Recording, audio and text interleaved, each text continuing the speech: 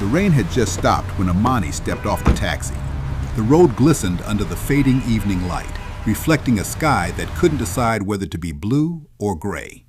He adjusted his worn backpack and looked around the busy street, unsure if he had come to the right place. He had. Kampala was loud, alive, and unpredictable, just like the life he had run away from. Amani wasn't here for adventure. He wasn't chasing dreams. He was escaping pain. 3 months earlier, everything had been different. Back home, in a small village surrounded by hills and silence, Amani had lived with his older brother Daniel. Their parents had died years ago, leaving Daniel to raise him. Daniel wasn't perfect. He could be strict, stubborn, but he loved Amani in the only way he knew how, by trying to protect him from the world. But protection sometimes feels like control. "You must stay here," Daniel would say. "The city will swallow you." Amani didn't believe that. He believed the village was swallowing him instead, slowly, quietly, like a place that forgot people existed. The arguments grew louder. The distance between them grew wider. And then, one night, after words were thrown like stones, and unpredictable, Amani left. just like No the goodbye. life he had run No away note. from. Just silence. Now, standing in Kampala with only a few coins and a restless heart, Amani wondered if he had made a mistake. He didn't have time to think long. "Hey, you look lost." The voice came from behind him. Amani turned to see a girl about his age holding a plastic bag filled with fruits. She had bright eyes and a smile that didn't seem afraid of anything. "I'm fine," he said quickly. She raised an eyebrow. "People who say they're fine usually aren't." Amani almost smiled. "My name is Lila," she continued, stepping closer. "You're new here." Amani. "Okay, Amani," she said. "Do you have somewhere to sleep tonight?" He hesitated. That was enough answer. "Come," she said simply. "I know a place." The place wasn't what Amani expected.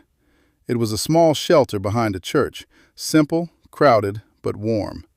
People came and went, some staying for a night, others longer. Lila introduced him to Mama Grace, an older woman who ran the shelter with quiet strength. "You're safe here," Mama Grace said. "But more importantly, you're not alone." Those words stayed with him. Not alone. Days turned into weeks. Amani found small jobs, carrying goods, cleaning, anything that earned a little money. Lila became his guide to the city, showing him where to find cheap food, Kampala where to was avoid loud, trouble, alive, where to laugh. and unpredictable, She had her just own like story, the life though she he rarely had run shared away it. from. "I've been here long enough," she would say. "That's all that matters." But Amani knew there was more behind her smile. One evening, as they sat watching the sunset from the rooftop of an unfinished building, Lila finally spoke. "I had a family once," she said softly. Amani stayed quiet. "They fought all the time," she continued. "My parents. It was like love had disappeared from the house." She paused. "One day I left. I thought if I escaped the fighting, I'd find peace." "Did you?" Amani asked. She shook her head. "No, because the problem wasn't just the place. It was the lack of love." Amani looked away. "I think," Lila said, "people forget something important." "What?" "That loving each other isn't optional. It's necessary." Those words hit Amani harder than he expected. That night he couldn't sleep. He thought about Daniel, about the arguments, the anger, the silence.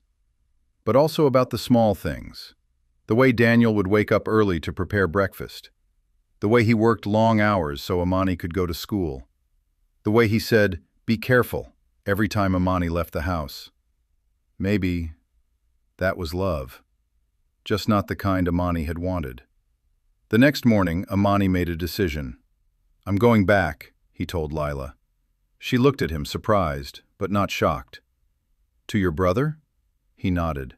"Why?" Weeks later, Amani returned to Kampala, but this time not to escape. He came back with Daniel. They visited the shelter together. Lila smiled when she saw Kampala them. was loud, "You came alive, back," she and said. unpredictable. "I told you Just I like would," the life Amani he had run replied. away from. Daniel looked around. "This place, it helped you?" Amani nodded. "It taught me something." "What?" Amani glanced at Lila, then at Mama Grace. "That no matter how broken things feel, we still need to love each other." That evening, they all sat together as the sun dipped below the horizon. Different stories, different struggles, but one shared truth. Love wasn't just a feeling.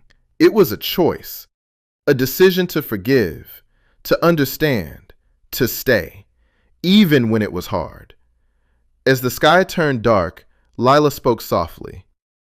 "Do you know what the world really needs?" Amani smiled. "More people who remember to love each other." She nodded. And for the first time in a long time, everything felt right.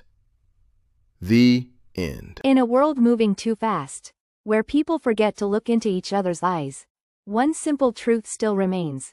We all need love.